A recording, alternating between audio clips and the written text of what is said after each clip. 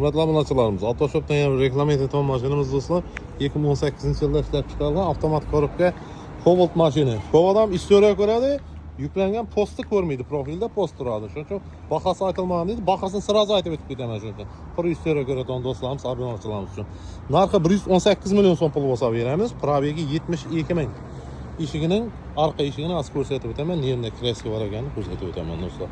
Mana shu yerda kreskasi bor mana. Mana shu yerda. Şu eshikni tigi, şu qalenda. Qag'aylarni tekshirib olaverasizlar. Mashina 72 ming yurib turibdi. Avtomat korobka, balonlar ham paket edi boshda.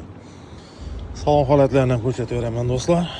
Hamma yer ideal sostaniyada turibdi. Narxi 118 million bo'lsa beramiz. Stoykalar bilan so'yetilgan salon holatlari. Avtomat korobka 72.300 km yurib turibdi. Konditsioner, metallari bor, chexollari o'zining родной chexolini aytapman. Bitincha bilan chiqadi oydimi? Bitim olaman desangiz do'stlar, 16 million so'm bilan boshlang'ich to'lov chiqadi. Оформление zaddini. Oylik to'lov 3 yilga 4 million 600 ming so'mdan. Tayyor avtomat Cobalt do'stlar, 118 million so'm mana Autoshop turlarida turadi. Ko'rasizlar.